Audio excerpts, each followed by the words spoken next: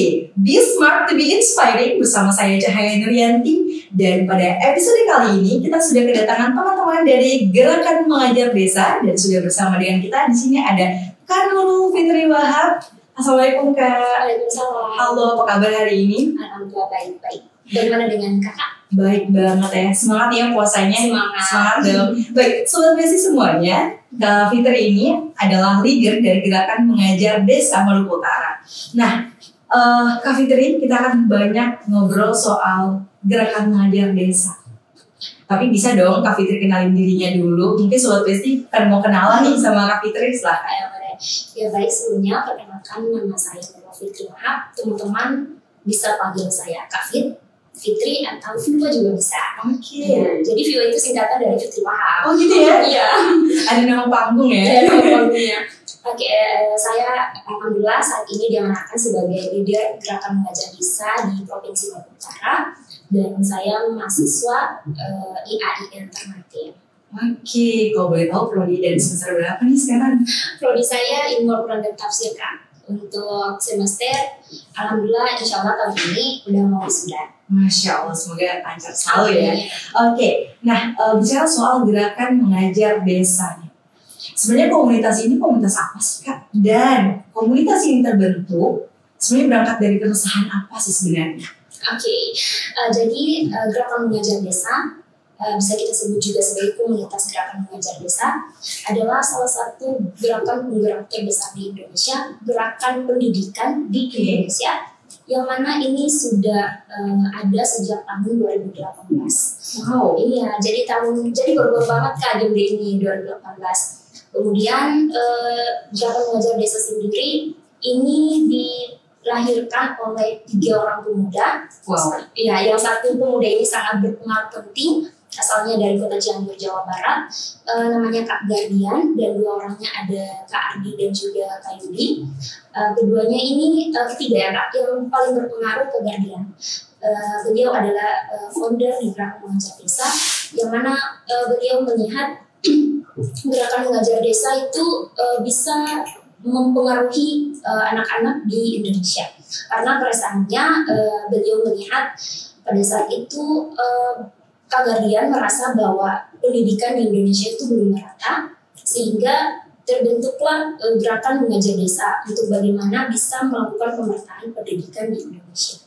Jadi asal muasal dari hadirnya Gerakan Mengajar Desa yaitu karena Kak Gardian bersama 2 sosok temannya ini melihat pendidikan yang belum merata, dan itu harus menjadi sorotan ya Kak. Pendidikan itu salah satu sorotan terpenting di kehidupan seseorang.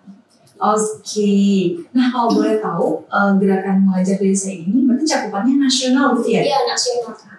Tapi kalau di sini khusus di Gerakan Mengajar Desa Maluku Utara. Wow. Tadi menarik yang dikatakan bahwa keresahan dengan pendidikan yang tidak merata. Nah, memang salah satu problem yang dan juga menjadi isu yang terus dikembangkan adalah soal pendidikan. Nah, pendidikan ini erat banget kan kaitannya soal budaya literasi, minat baca dan sebagainya. Dan kita tahu bersama dan mungkin juga pastinya Kak Fitri udah tahu ya, UNESCO merilis data bahwa minat baca di Indonesia itu 0,001%, yang artinya bahwa 1.000 orang dan 1.000 orang hanya satu yang bisa dikatakan bahwa memiliki minat baca yang cukup tinggi gitu ya. Iya. Nah, kalau dari komunitas Gerakan Mengajar Desa di Maluku Utara sendiri ini Kak, isu pendidikan atau keresahan apa yang disaksikan secara langsung di Maluku Utara ini sendiri sehingga teman-teman dari GMD ini berpikir kayaknya Gerakan Mengajar Desa ini juga harus ada di Maluku Utara. Iya, saya menceritakan sedikit ya Kak terkait dengan lahirnya Gerakan Mengajar Desa di Provinsi Maluku Utara. Ini ada 2 sosok teman.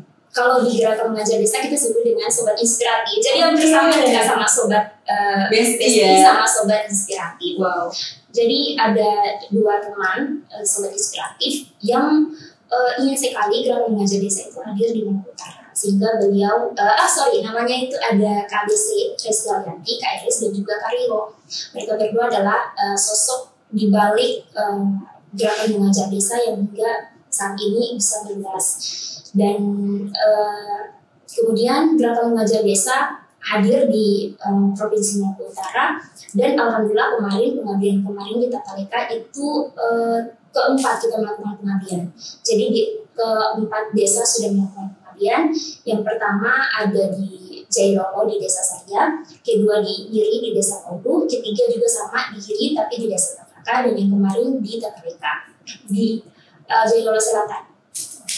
Nah, kita ingin sekali gerakan mengajar desa hadir di Maluku Utara karena pengalaman kemarin kalau melakukan pengabdian itu kita melihat memang anak-anak di desa mereka sangat suka mengapresiasi sekali terkait dengan pendidikan. Namun ada beberapa faktor yang kita lihat secara langsung terjun di lapangan, itu ada faktor ekonominya dan juga faktor geografisnya. Kalau dari faktor ekonomi mungkin itu kembali kepada pihak keluarga mereka dan sebagainya. Kemudian kita juga melihat ada fasilitas yang tidak memadai, Kak. Jadi mungkin karena hadirnya gerakan mengajar desa ini, kita bisa menjadi wadah atau tempat untuk bisa anak-anak itu menunjukkan potensinya di situ. Mungkin karena di sekolah mereka takut akan penyampaian yang mereka keinginan. Jadi ada gerakan mengajar desa ini, kita mau anak-anak di desa itu mengungkapkan apa yang mereka inginkan gitu. Kan di sekolah kan takutnya jauh ada guru nih, takutnya nanti begini-begini. Jadi pengalaman kemarin itu kita melihat anak-anak terkait dengan itu ada juga beberapa rendahnya pendidikan di Maluku Utara, salah satunya keefektifan pendidikan dan juga efisien dalam pengajaran itu. Oke, kalau soal geografisnya tadi? Oh iya, geografisnya kan banyak kan yang kita tahu di Maluku Utara ini ada banyak sekali pulau-pulau, dan kalau nggak salah itu ada 89 kabupaten yang ada di Maluku Utara. Letak geografis atau tempat dari satu desa ke satu desa itu salah satu menjadi akses untuk kita menyebarkan pendidikan. Nah, di situ kita bisa melihat bahwa contohnya sebenarnya kita melihat bahwa di satu wilayah ini memiliki pendidikan yang baik dari fasilitasnya, kemudian faktor yang memang cukup untuk kemudian di wilayah yang satu ini pendidikannya itu tidak merata. Itu akan menjadi salah satu problem untuk masyarakat tertentu yang merasa bahwa mereka tuh tidak merasa diadilkan karena memang pendidikan tidak merata. Jadi letak geografisnya itu karena mungkin akses pendidikannya itu yang jauh-jauh, makanya pendidikan di pemerataan juga belum bisa mencapai. Nah ini menarik banget ya, Mas. Karena tadi teman-teman sampaikan bahwa Kak Fitri sampaikan bahwa sudah mengabdi di empat desa ya, tempat lokasi. Nah, sebenarnya program apa saja sih yang ada di GMD Maluku Utara ini khususnya? Oke, kalau program di sini kalau dari nasional, program khususnya kan memang program utamanya itu pengabdian formal, dan itu setiap provinsi yang udah masuk gerakan mengajar desa itu harus banget melakukan pengabdian formal itu, dan pengabdian formal ini selama 1 minggu. Nah, itu berarti program utamanya. Kalau di program di mengajar desa Maluku Utara, khususnya di provinsi ini, itu kita bisa melihat bagaimana ketika program dari pusatnya sudah dijalankan, kita bisa melihat situasi atau keadaan yang terjadi di desa pengabdian yang kita turun. Jadi contoh program kemarin di Desa Tataleka, kita melakukan program belajar alam, yang mana itu kita memberikan pelajaran atau sebuah edukasi yang mungkin di sekolah itu mereka tidak dapatkan, kita bisa memberikannya di luar sekolah. Karena kita ketahui bahwa anak-anak ini kan cepat sekali bosan. Jadi mungkin saja di luar sekolah kita bisa memberikan edukasi, semangat atau inspirasi apapun itu agar mereka tidak bosan kalau ini belajarnya cuma di sekolah ini nggak asik, kayaknya di luar juga asik. Nah, kita bisa memberikan edukasi di situ. Tapi di samping itu kita tidak boleh memberikan argumen bahwa pelajaran di sekolah itu sekian-sekian, kayak buruk nggak buruknya kayak gini, terus di luar itu lebih banyak. Jangan. Jadi program di Provinsi Maluku Utara sendiri itu ada program belajar alam, kemudian program TPQ, belajar di TPQ juga, dan kita juga ada program-program baca-baca membaca gitu kan. Oke. Program baca ini itu dilaksanakannya rutin, maksudnya biasanya kan program baca ini kan harus rutin ya, untuk tadi ya mengadakan budaya literasi dan meningkatkan minat baca teman-teman kita seperti itu. Ini untuk pengabdiannya sendiri, apakah memang ada timeline-nya? Misalnya bulan Maret ini mengabdinya kemana, April nanti mengabdinya kemana, atau seperti apa? Oh, kalau di itu sebenarnya pengabdiannya kan formalnya kan cuma seminggu. Jadi kita diberikan waktu selama 3 bulan. Contoh saya ambil dari bulan Januari, oh ya emang Januari, Februari, Maret. Kan 3 bulan ini diberikan kesempatan untuk melakukan pengabdian selama 7 hari. Jadi kembalikan ke wilayah dari provinsi, pengabdiannya mau ambil di bulan apa, tapi setahun itu sekali melakukan pengabdian formal itu. Selain itu bisa melakukan program-program yang lainnya juga terserah. Yang penting pengabdian formalnya itu cuma dikasih waktu selama seminggu. Oke. Kembali tadi bahwa teman-teman dari DMD ini sudah mengabdi di 4 desa ya, hingga hari ini, hingga tahun ini. Nah, dari banyaknya pengalaman tersebut, apa yang paling menurut Kak Fitri itu penting untuk diangkat isunya terkait dengan pendidikan? Maksudnya seperti ini, selain dengan isu faktor finansial tadi, kemudian faktor geografis, apa yang menurut Kak Fitri selain dari itu menjadi kendala terbesar pendidikan itu tidak merata di Maluku Utara? Iya, sebenarnya bisa kita lihat bahwa yang kita ketahui bersama juga sesuai dengan bunyi Undang-Undang Dasar 1945, kalau nggak salah di pasal 31 ayat 1, itu kan setiap warga negara mempunyai harus ya memiliki pendidikan, berhak mendapatkan pendidikan.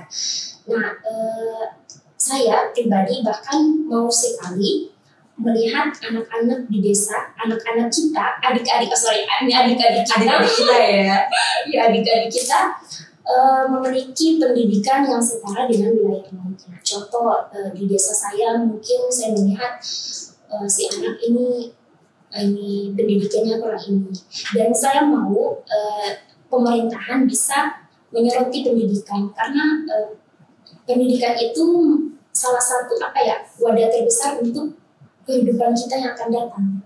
Jadi itu sih Kak, kayak maunya gerakan mengajar desa ini menjadi salah satu tempat untuk bagaimana bisa dijadikan sebagai tempat yang benar-benar kayak seseorang itu bisa merasa dirinya itu berhasil untuk mencapai tujuan. Oke, menarik sekali ya. Kalau kita bicara soal pendidikan, kayaknya nggak ada berhentinya. Oke, nah yang saya maksudkan adalah dari sekian banyak pengalaman dari Kak Fitri dan teman-teman tadi, ada nggak sih satu momen di mana Kak Fitri itu betul-betul tersentuh banget gitu dengan apa yang terjadi di lapangan. Nah, ini saya juga karena kita sharing ya Sobat Besi. Kebetulan saya juga pernah mengajar di SD, salah satu SD di Kalimantan Barat waktu saya KKN. Momen yang paling terharu bagi saya adalah ketika saya lihat ada anak kelas 5 SD, karena bahkan di sana tuh pendidikannya masih pakai ini Kak, papan tulis yang kapur, iya masih pakai itu karena di perbatasan negeri kan antara Indonesia dan Malaysia. Bahkan saya melihat ada anak kelas 5 SD datang ke kelas dengan adiknya, karena tadi gitu orang tuanya bekerja di kebun, kemudian sepanjang hari dan kebunnya misalnya jauh gitu ya, jadi dia harus sekolah bareng adiknya gitu. Dan itu menurut saya gimana ya, maksudnya kita mungkin ya kita bersyukur gitu mendapatkan akses pendidikan yang sekiranya kita tidak dapat momen seperti itu gitu. Nah kalau Kak Fitri sendiri ada nggak momen yang seperti itu gitu? Ada Kak, kemarin di lokasi kedua saya melakukan di Iri itu saya melihat memang fasilitas ya di sekolah fasilitas sekolah yang terbatas. Jadi di sekolahnya itu mohon maaf mungkin ada kerusakan ini, tapi anak-anaknya dan itu sekelas cuma 5 orang Kak. Cuma 5 orang. Jadi saya kayak ya Allah ini tapi cuma sedikit, nggak sampai 10, tapi semangatnya luar biasa. Antusiasnya dari itu emang gitu kan? Iya Kak, jadi semangatnya itu luar biasa sekali. Terus tenaga pengajarnya juga nggak cukup, dan mungkin saja satu tenaga pengajar bisa hingga memegang 3 mata pelajaran. Jadi dari situ saya melihat bahwa adik-adik ini semangat sekali. Terus saya juga coba menanyakan ke gurunya kan, ini kenapa adik-adiknya sampai bisa semangat ini Bu? Kan kalau kita lihat di daerah-daerah yang lain, nggak sampai 10 itu mereka udah malas untuk pergi sekolah. Dan ini kata si gurunya juga mengatakan bahwa oh iya mereka itu ya walaupun keterbatasan faktor dan lain sebagainya, tapi mereka tetap semangat karena mungkin ada dorongan dari orang tuanya dan sebagainya, sehingga itu menjadi dorongan terpenting si keluarga. Dan itu saya melihat itu yang pertama ya, dari tenaga pengajarnya, kemudian fasilitasnya, dan adik-adiknya memang sampai ke 4 lokasi pengabdian ini semua pada semangat. Wow. Dan memang ada faktor-faktor tersendiri bagi mereka yang mungkin mereka harus pergi ke sekolah, dan bahkan ada yang pergi ke sekolah bawa jualan, dan itu mereka sangat kalau ini saya lagi bawa jualan Kak, beli dong, oh ya boleh ayo sini. Jadi semangatnya itu banyak sekali Kak semangatnya. Jadi semuanya tertular juga ya ke kita gitu. Kayak melihat ya Allah ini kecil-kecil sudah pada semangat, mungkin ada harapan terbesar gitu. Dan mungkin orang-orang mungkin sebagian orang ya ketika melihat kondisi seperti itu mereka, ini mohon maaf tanda kutip, mengasihani. Tapi saya yakin Kak Fitri pun juga sepemikiran dengan saya bahwa ketika melihat seperti itu malah itu menjadi yang membakar semangat kita. Iya kan? Betul Kak. Gitu. Jadi lebih semangat gitu untuk sharing dan berbagi dengan adik-adik semuanya. Nah oke. Saya mau nanya ke Kak Fitri nih, sebenarnya gimana sih, apa sih Kak alasannya gitu sehingga Kak Fitri itu memutuskan untuk mau nih menjadi volunteer di GMD? Oke, jujur sebenarnya saya suka sama anak-anak. Dan Dan bahkan ketika saya melihat pada zaman sekarang anak-anak banyak sekali yang sudah terpengaruh sama teknologi. itu perlu juga diperhatikan ya. Iya Pak. Terus karena pengaruhnya teknologi, bahasa pun mereka gak bisa jaga. Jadi kayak ceplos-ceplos, bahasa kasar dan lain sebagainya. Saya ingin pendidikan bukan hanya diberikan melalui teknologi saja. Banyak sekali cara untuk mendapatkan pendidikan. Ya, salah satunya saya sengaja atau saya menginginkan masuk dan menjadi bagian dari gerakan mengajar desa, volunteer di GMD sendiri, karena saya ingin kita sebagai rakyat Indonesia itu benar-benar harus mempunyai pendidikan yang tinggi. Bukan berarti kalau udah punya pendidikan harus sombong, harus ini, bukan. Tapi kita melihat bagaimana dulu orang tua kita selalu berusaha untuk menyekolahkan anak-anaknya, sehingga ada juga yang mengatakan, ini di keluarga saya sendiri Kak, bilang kamu harus sekolah ya supaya jangan kayak sama mama, kayak sama papa, kayak gini. Terus oh iya ini sekarang ini udah kayak gini, jadi kamu harus begini. Dan itu saya melihat menjadi cerminan saya sendiri, sehingga saya ingin itu jangan terjadi maksudnya hanya terjadi di keluarga saya saja, jangan terjadi di luar. Dan saya ingin bahwa semua itu berhak sekali mendapatkan pendidikan ya, walaupun pemerataannya kurang diperhatikan oleh pemerintah wilayah. Namun alhamdulillah dengan menjadinya volunteer di GMD, saya bisa membagi dan bercerita, sharing kepada adik-adik bahwa harus tetap semangat mengenai pendidikan. Pendidikan nggak boleh sebatas umur 7-6 tahun, nggak boleh, kita harus lebih lagi, lebih besar lagi. Oke, menarik banget. Nah, kalau menurut Kak Fitri sendiri, seberapa penting sih sebenarnya pendidikan itu dalam hidup kita? Karena, nih ya Kak, ada beberapa orang yang mikirnya, aduh ngapain sekolah tinggi-tinggi? Misalnya untuk perempuan ya, ngapain sekolah tinggi-tinggi, ujung-ujungnya di dapur aja, ujung-ujungnya di rumah aja. Ngapain sekolah tinggi-tinggi, toh juga gak balik modal nantinya. Misalnya kayak gitu ya, karena kan sekolah tentu kita butuh support biaya gitu ya. Dan ada beberapa orang yang pada akhirnya berpikir seperti itu. Mungkin juga saya pikir mereka tidak betul-betul berpikir seperti itu, tapi karena dilatar belakangi dari mungkin faktor hal yang lain, sehingga membuat ada asumsi seperti itu. Nah, kalau menurut Kak Fitri gimana tanggapannya terkait dengan itu? Oke, mengenai dengan pendidikan sebenarnya ya betul kata kakak bahwa banyak yang beranggapan bahwa pendidikan itu kayak cuma terus sekolah, habis itu sudah selesai, dapat titel sudah selesai, mencari kerja juga susah gini-gini. Padahal kita harus mengubah mindset mereka karena pemikiran yang udah timbul di pikiran kita, entah itu baik atau buruk, itu akan berdampak besar di kehidupan kita. Karena apa yang kita pikirkan akan menjadi takdir kita. Jadi segala sesuatu yang sudah kita tanamkan niat sesuai dengan salah satu hadis Nabi, innamal a'malu binniyat, segala perbuatan itu harus tergantung pada niatnya. Jadi ketika kita sudah menanamkan niat untuk melakukan sesuatu hal yang ingin kita capai, maka yang harus kita lakukan adalah berpendidikan dulu, melakukan sebaik-baiknya. Saya yakin dan percaya bahwa setiap orang pasti mempunyai keinginan, dan keinginannya juga berbeda-beda. Ada yang cita-citanya mau jadi ini, terus cita-citanya setinggi tapi nggak mau yang dibilang sombong dan lain sebagainya. Itu sebenarnya salah satu pokoknya saya ini melihat pendidikan itu penting karena yang kita ketahui bahwa ketika kita tidak mempunyai pendidikan, kita akan disepelekan sama orang lain. Tapi bukan berarti kita melihat bahwa keluarga kita yang tidak berpendidikan akan ditidakbaikan sama orang lain.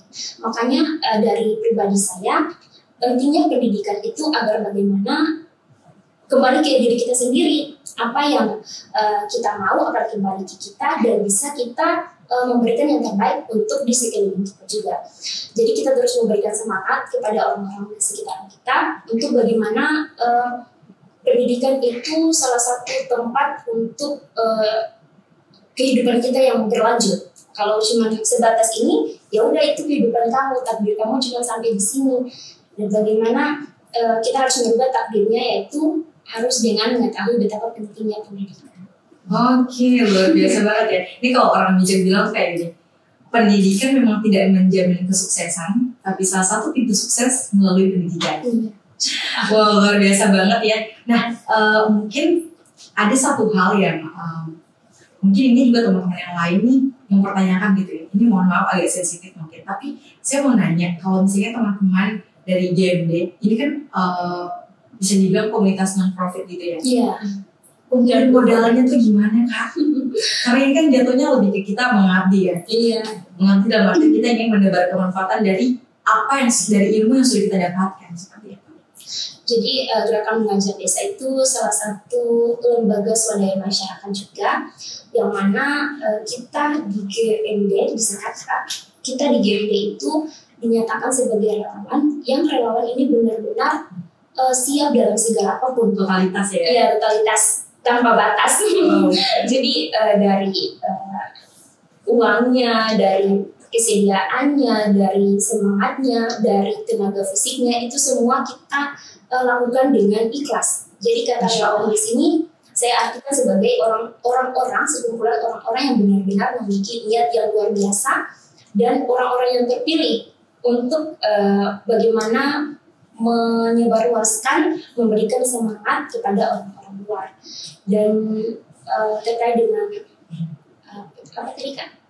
Terkait dengan support dananya. Oh iya. Apakah ada kolaborasi dengan pihak lain misalnya, atau disupport dari pemerintah misalnya?